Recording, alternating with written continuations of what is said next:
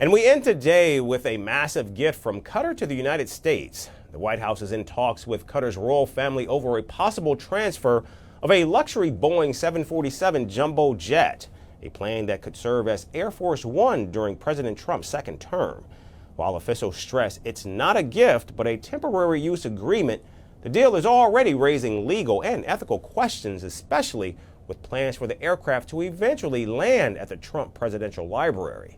Here's our report on the Flying Palace and the turbulence it's causing in Washington.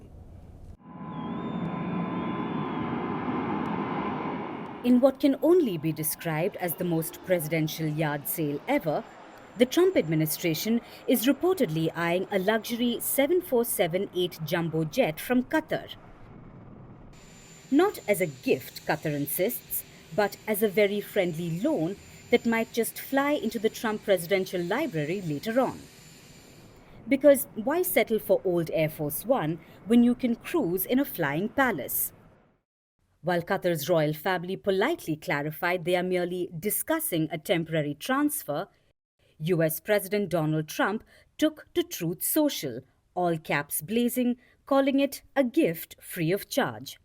After all, why should America pay top dollar for a plane when a rich friend is willing to lend one no strings attached, other than parking it at his library once he's done? Meanwhile, Qatar's media attaché Ali Al-Ansari said the talks are still in legal review. He said to a media house that the aircraft is for temporary use, that is, if the deal goes through. Here's his full quote. The possible transfer of an aircraft for temporary use as Air Force One is currently under consideration between Qatar's Ministry of Defense and the US Department of Defense. But the matter remains under review by the respective legal departments, and no decision has been made. For the curious, there's a pesky constitutional rule that stops US officials from accepting lavish goodies from foreign princes and kings, unless Congress gives them a thumbs up. Experts are calling Trump's latest jumbo jet joyride plan outrageous. Some are even accusing him of treating the federal government like his own personal travel agency. But Trump isn't new to the art of the deal with Qatar.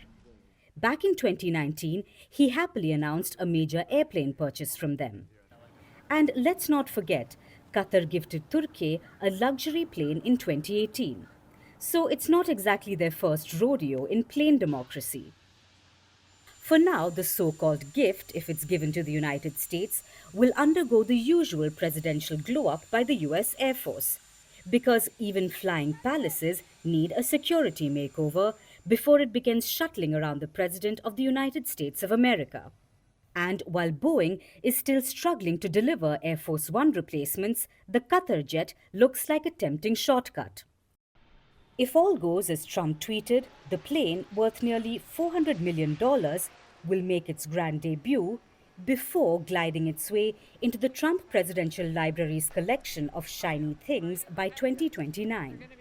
In the end, whether it's called a gift, a loan, or strategic aviation diplomacy, one thing is clear.